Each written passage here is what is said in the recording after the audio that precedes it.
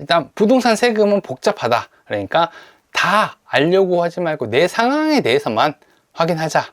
요거고, 취득세는 집을 살 때 내는 세금, 보유세는 집을 갖고 있을 때 내는 세금이고, 재산세랑 부동산세가 있다. 그리고 양도세, 집을 팔 때 내는 세금이고, 1주택자는 2년 거주 후에 대부분 비과세를 받는다. 그리고 계산하는 방법은 부동산 계산기로 사용하면 되는데, KB부동산이 제일 쉽더라 하고 맨 마지막으로 마무리할 때는 세무사한테 꼭 확인을 해보고 두세 명 이상에게 상담을 받아보는 게 제일 좋습니다. 야, 부동산 세금을 모두 정리했습니다. 끝났어. 여기까지는 다 끝났어요. 개념은 다 끝났고, 야, 쉽다. 잘했다. 정말 잘했어요. 근데 이제 계산하는 방법을 한번 보면은, 안녕하세요. 반갑습니다. 버트농입니다.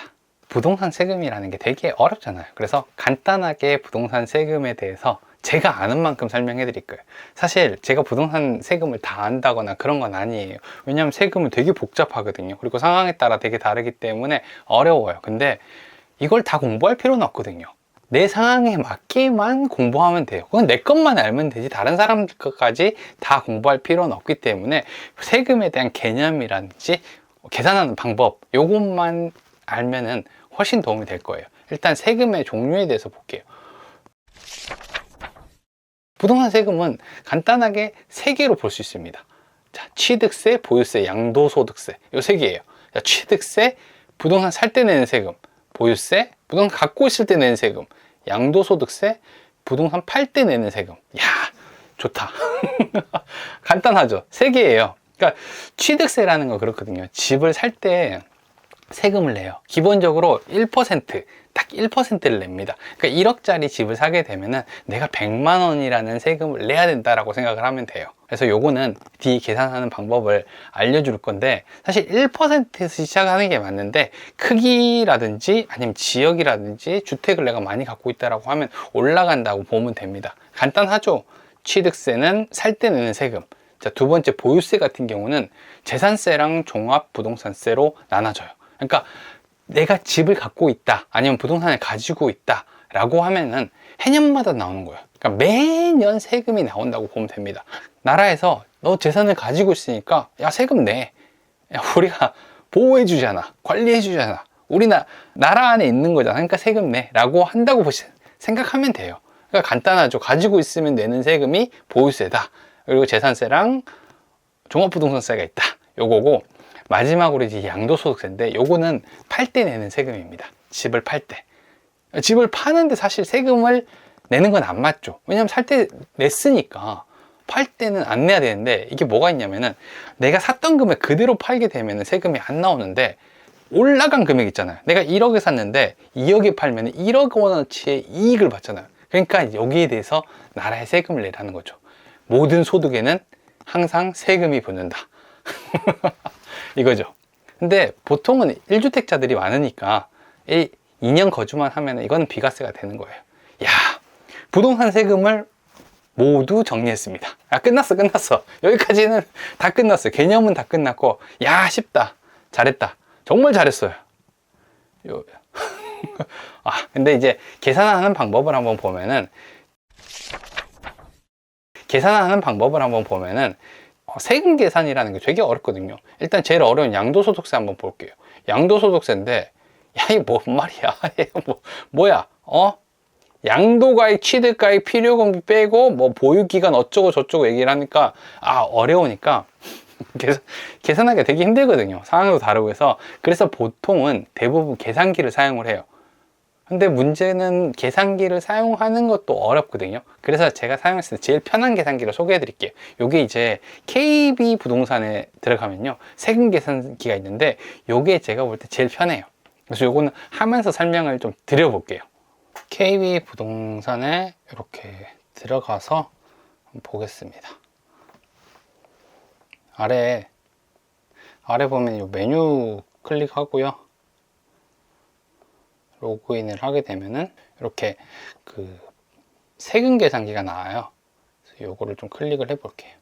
그럼 여기 안에 보면은 되게 부동산 세금들이 다 나오거든요.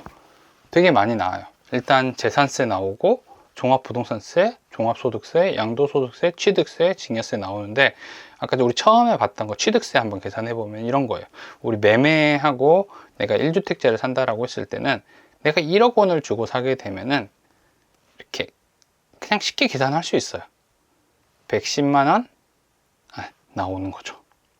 그러니까 취득세가 몇 퍼센트 나오고 지방교육세가 어떻게 나오고 하는 거니까 이렇게 하면 되고, 내가 사는 집이 좀 더 크다라고 해서 계산을 하게 되면은 자세하게 나옵니다. 요건 130만 원이 나오는 거죠. 그러니까 실제로 내가 세율이랑 이런 걸 잘 모른다고 하더라도 이렇게 쉽게 계산을 할 수 있기 때문에 얼마 정도 나오는지 부분도 있고, 또 취득 원인이 상속이나 증여 같은 경우는 다르게 나오거든요. 그래서 이렇게 계산을 해볼 수가 있고, 뭐 재산세도 마찬가지예요. 재산세가 내가 몇 채 있고 지분이 얼마나 있고 나이가 어떻게 되고 보유 기간들 한 다음에 내 주소 치고, 만약에 공시가격이 뭐 23년에 5억이었는데 24년에 4억이 됐다 라고 하고, 지금 조정대상적이 별로 없으니까 비조정으로 한 다음에 한번 계산을 해 볼게요.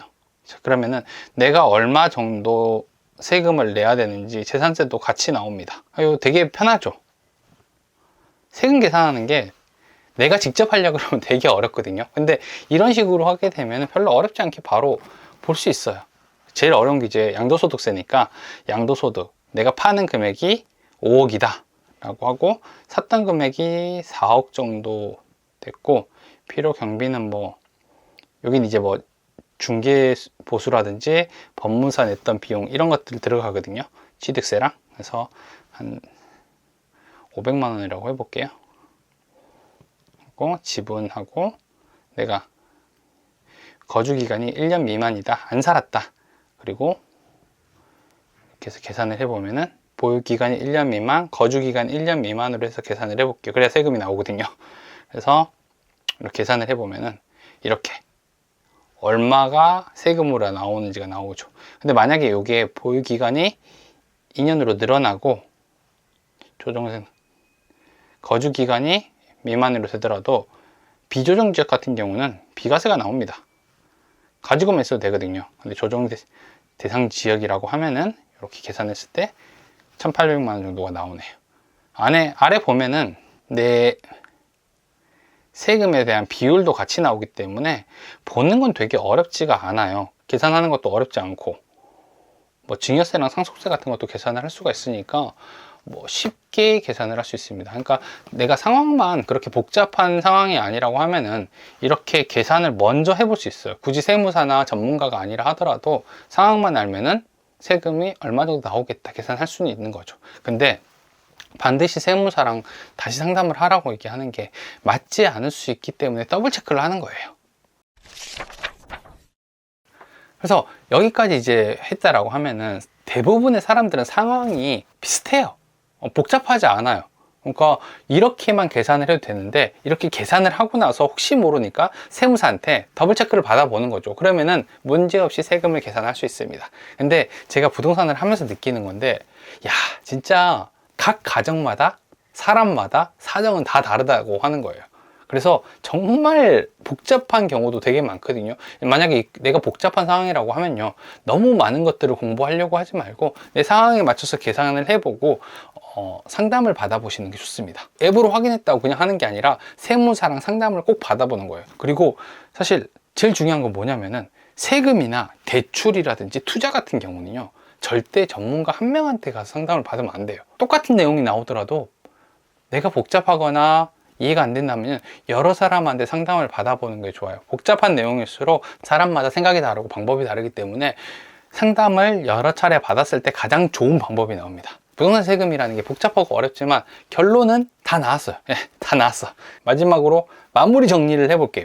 일단 부동산 세금은 복잡하다. 그러니까 다 알려고 하지 말고 내 상황에 대해서만 확인하자, 요거고, 취득세는 집을 살 때 내는 세금, 보유세는 집을 갖고 있을 때 내는 세금이고, 재산세랑 부동산세가 있다.